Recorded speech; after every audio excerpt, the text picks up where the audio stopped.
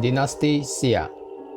Dinasti Xia adalah pemerintahan pertama yang muncul di Tiongkok kuno dan menjadi yang pertama mengikuti kebijakan suksesi dinasti, sehingga menjadikannya dinasti pertama Tiongkok. Dinasti Xia dianggap sebagai mitos yang ditulis sejarawan Tiongkok pada zaman sesudahnya.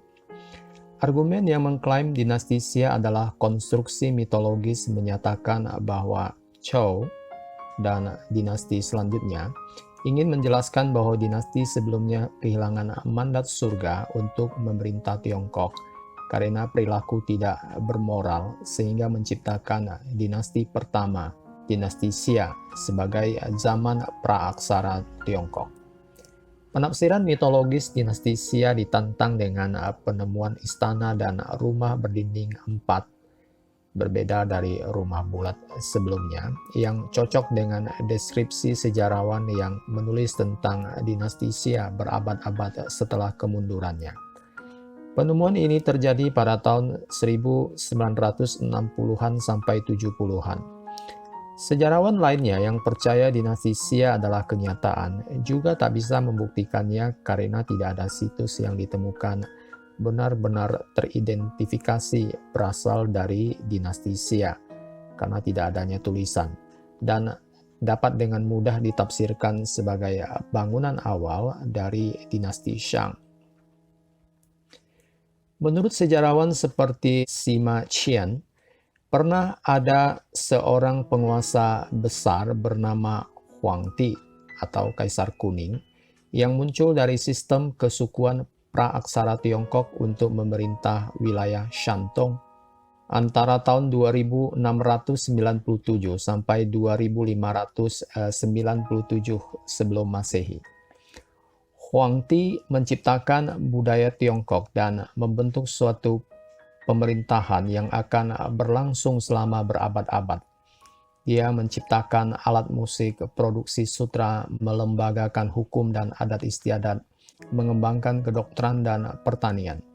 Setelah kematiannya, Huangti dimakamkan di Huangling, provinsi Shanxi, dan makamnya sekarang menjadi objek wisata populer. Huangti digantikan oleh cucunya Chuanzu, salah satu dari 5 kaisar terkenal yang mendirikan suku Xia. Setelah mengalahkan saingan mereka, Xia mendirikan dinasti pertama di Tiongkok di bawah kepemimpinan Kaisar Yao. Yao memerintahkan untuk membangun istana-istana besar dan desa-desa kecil menjadi pusat kota.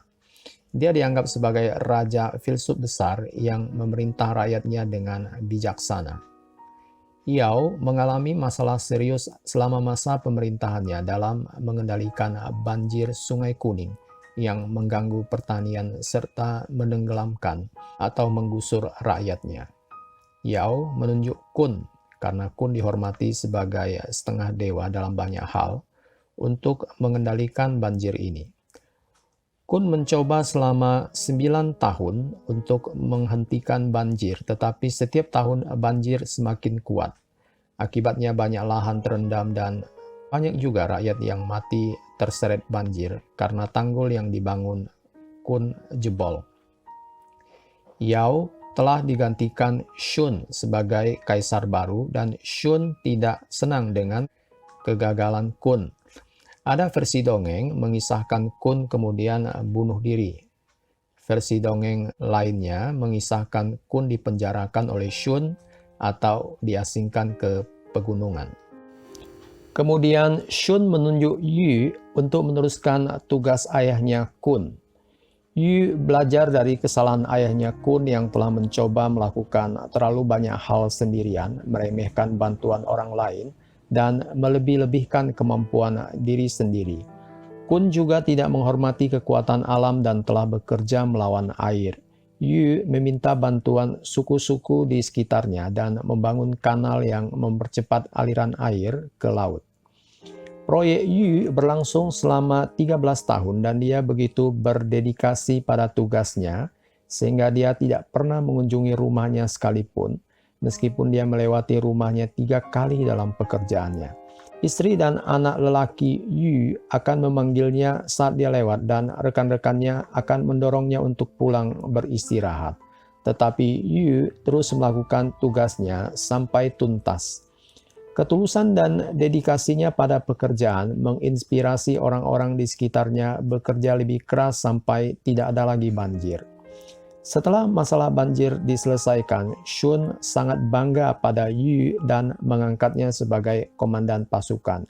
Yu memimpin pasukan melawan suku San Miao yang selalu mengganggu perbatasan mereka. Yu berhasil mengusir San Miao sehingga Kaisar Shun mewariskan tahta kepada Yu. Pemerintahan Yu dianggap sebagai permulaan dinasti Xia dan ia dikenal sebagai Kaisar Yu Agung. Yu membangun pemerintahan pusat yang stabil dan negara dibagi menjadi 9 provinsi agar lebih mudah dikelola. Yu memerintah selama 45 tahun dan diranjang kematiannya, putranya Qi diberi wasiat sebagai penggantinya.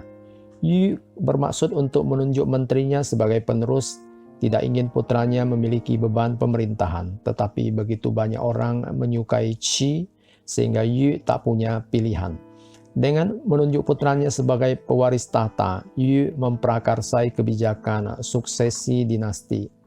Qi menjadi kaisar yang baik, kemudian digantikan putranya Taikang.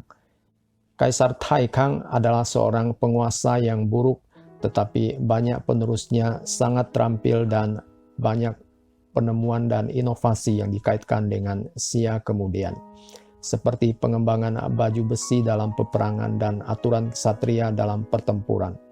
Penguasa keempat setelah Qi adalah pahlawan hebat Shao Kang yang merevitalisasi negara dan terkenal melalui banyak legenda yang menceritakan kisahnya. Dinasti Xia mulai menurun di bawah pemerintahan Kong Jia yang lebih memperhatikan minuman keras daripada tanggung jawab pemerintahan. Ia digantikan oleh Gao yang digantikan oleh Fa kemudian, semuanya hanya mementingkan diri mereka sendiri. Kaisar terakhir adalah Jie yang dikenal sebagai tiran dan kehilangan mandat surga untuk memerintah. Ia digulingkan oleh Tang yang kemudian mendirikan dinasti Shang.